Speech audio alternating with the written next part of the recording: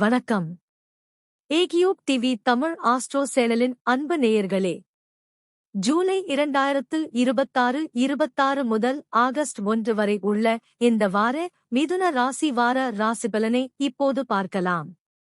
இந்த வாரம் சூரியன் கடக ராசியில், செவ்வாய் ரிஷப ராசியில், புதன் ஜூலை 30 வரை மிதுன ராசியிலும், ஜூலை 31 முதல் கடக ராசியிலும், குரு வாரம் முழுவதும் கடக ராசியிலும், சுக்கிரன் வாரம் முழுவதும் சிம்ம ராசியிலும், சனி வக்ர நிலையில் மீன ராசியிலும், ராகு கும்ப ராசியிலும், கேது சிம்ம ராசியிலும் பயணம் செய்கின்றனர். மேலும் இந்த வாரத்தின் 2 முக்கியமான கிரக அமைப்புகள் சிம்மத்தில் சுக்கிரன், கேது இணைவும், கடகத்தில் சூரியன், குரு இணைவும் ஆகும்.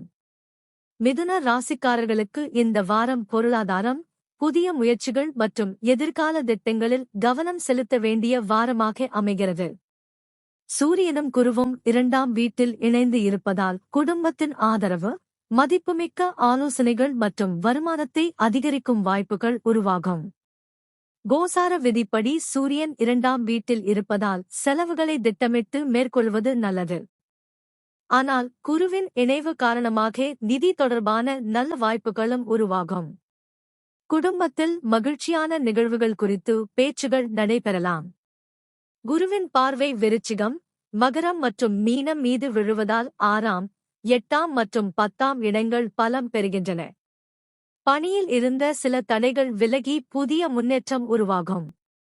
போட்டித் தேர்வுகள், வேலைவாய்ப்பு முயற்சிகள் மற்றும் தொழிலில் இருந்த சவால்களை புத்திசாலித்தனமாக சமாளிக்கும் திறன் அதிகரிக்கும். தொழிலில் புதிய பொறுப்புகள் கிடைக்கலாம். அனுபவமிக்க நபர்களின் ஆலோசனை உங்களுக்கு பயனளிக்கும். செவ்வாய் 12ஆம் வீட்டில் பயணிப்பதால் தேவையற்ற செலவுகளை கட்டுப்படுத்துவது நல்லது. தொலைதூர பயணங்கள் அல்லது மருத்துவச் செலவுகள் போன்றவற்றில் முன்கூட்டியே திட்டமிடுவது சிறந்தது. அவசர முடிவுகளைத் தவிர்த்து நிதானமாக செயல்பட்டால் தேவையற்ற சிரமங்களைக் குறைக்கலாம்.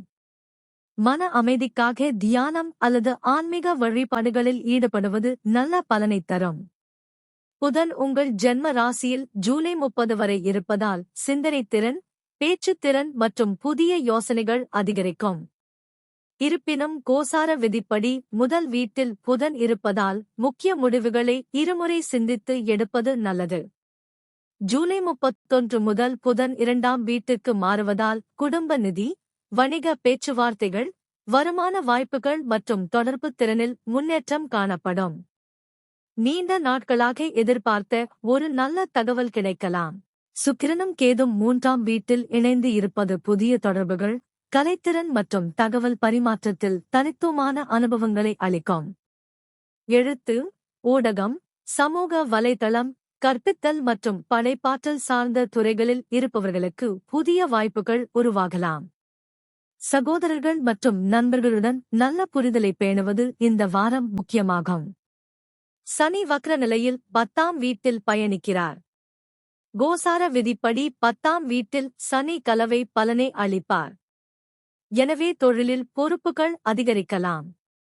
ஆனால் வக்ர சனியின் தாக்கத்தால் முன்பு தடைப்பட்டிருந்த சில பணிகள் மீண்டும் முன்னேறத் தொடங்கும். உங்கள் திறமையை வெளிப்படுத்தும் வாய்ப்புகள் கிடைக்கும்.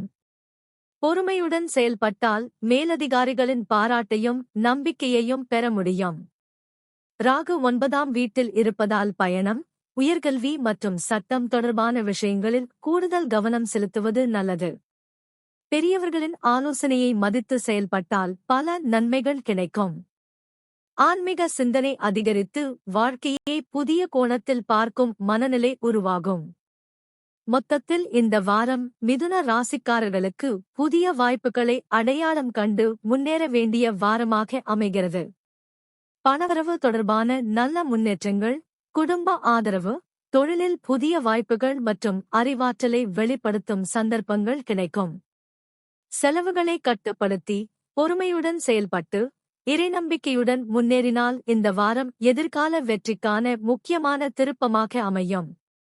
அனைவருக்கும் வளமும் நலனும் நிறைந்த இனிய வாரமாக அமைய வாழ்த்துகள்.